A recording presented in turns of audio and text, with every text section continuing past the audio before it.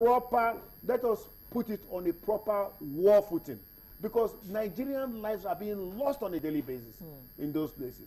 200 the other day in Meduguri. Come on. I mean, when is this carnage going to stop? Let us stop. Hold on, man. I'm sorry. Let us stop the shooting and killing. Let us, get rid of these dangerous elements. And let me tell you why they are so lethal. A lot of these attacks are being planned far away from our shores. Let me just assure you, that is why they are so lethal. They are good. They know what they are doing. All of this stuff is digitized. They can pick and choose their targets. So we need to match that kind of capability with even a higher capability on ground. But a situation where you have politics getting in the way, people are doing campaigns, they are driving political convoys, you don't know whom to bomb. You don't know. When you bomb a guy, you don't say, oh, it's a senator's campaign trail. It's not Boko Haram. I mean, come on, give me a break. Yes. What is going on What I here? wanted to say was, I'm sure you heard the senators say that I think it was 1.5 years of state of emergency didn't yield any results. That's not true. Why should they I have approve? Documented. Look, we have done a lot.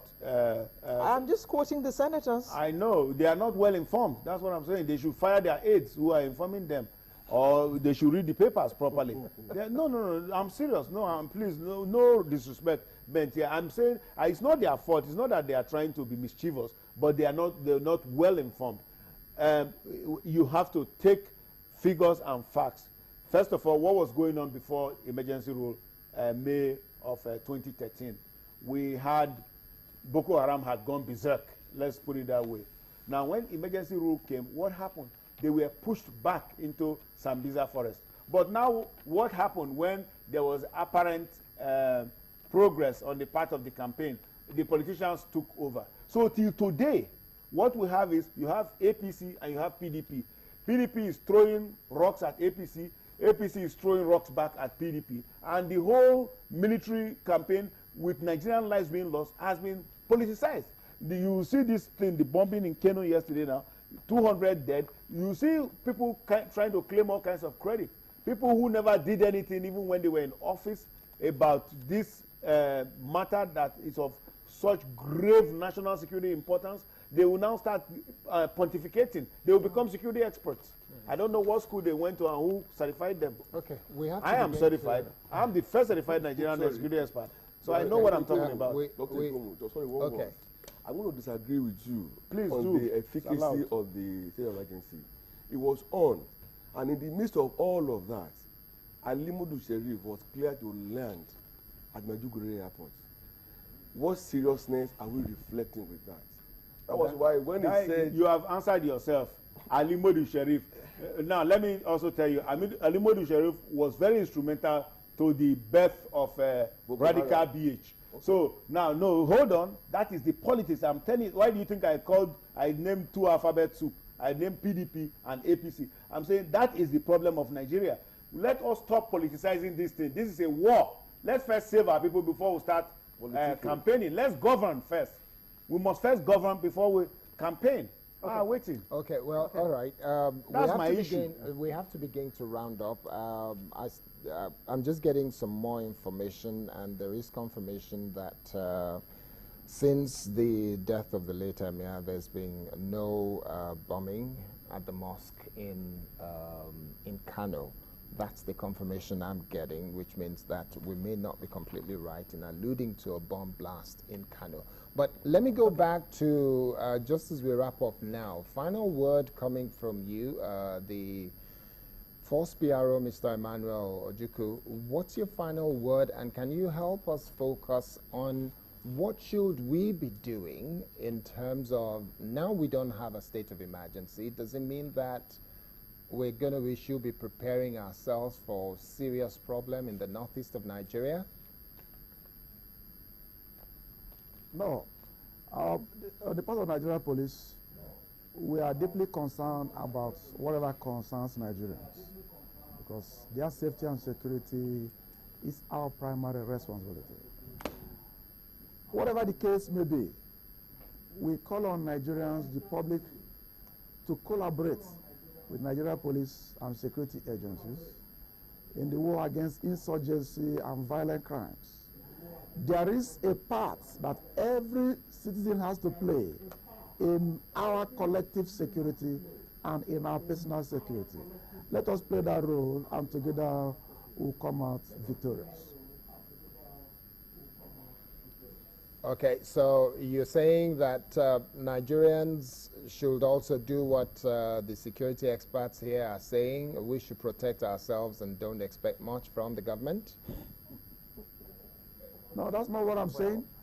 Right from day one, everybody should be responsible for his personal security. You should be conscious of your environment. And when you notice anything going wrong, report to the appropriate authorities who have been mobilized even by you to protect you. So there must be a synergy. All hands must be on deck to make sure that collectively as Nigerians, we make success and have victory. Okay. All right. We want to say thank you very much, but just before we sign off this segment, we have a few mails that we're about to take. This one is from Kadari Ahmed, and she says, Northern leaders across political divides who are in any position of responsibility should be ashamed of themselves. In fact, they deserve a flogging, she says. Their people are killed every day, and yet it's business as usual. At a time like this, party politics should take a back seat, and they should have a unity of purpose, which is to put a stop to this genocide against the North.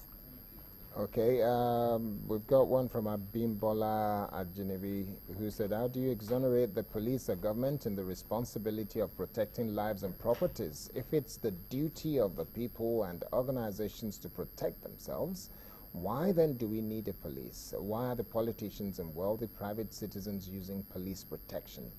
Well, if we feel people should protect themselves, then we are inviting anarchy. That's the word of Abimbola Ajinibi. This one is from FM, and he says, if we could gather intelligence on hoodlums that are to invade the National Assembly, my question is, why is it difficult to gather intelligence on the Boko Haram link? This kind of intelligence would have helped a lot. Are we really serious in tackling our own problem? Okay, someone here, I think Bashir Lawal says, that is a bit contentious. I will not be bothering.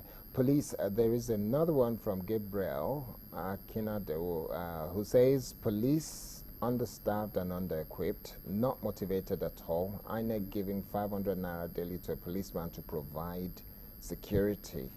Absurd. I guess that one, before Mr. Ojukwu goes, would like to confirm that if that's true. Yes, anything? Mr. Ojukwu, is it true that the police are getting some handout from the INEC? Are you getting any handout from INEC to subsidize whatever policemen are being paid?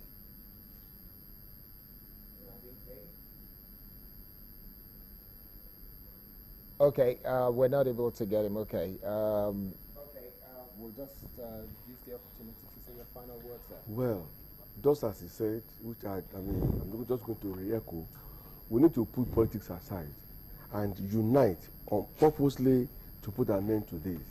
Because, as I said, we are fighting 3 wars simultaneously. The way they are preparing, I would have preferred government diverting the money for election from INEC and use the money to fight Boko Haram. Okay? So over 500 billion has been wasted on election, whereas Nigeria is being redefined. Our map is being redrawn. It was in one newspaper yesterday, showing Nigeria that the president inherited and the one is managing now, with the Northeast, in a way, cut off from the rest of Nigeria. Okay. That should be our priority now. Election and other things should just take the back seat. Okay, Mr. Ekono. Yes. First of all, I'm not happy you didn't come for my book launch yesterday. But let's discuss another story. We'll get to that. We'll talk about that after the show. We'll talk to that after the show.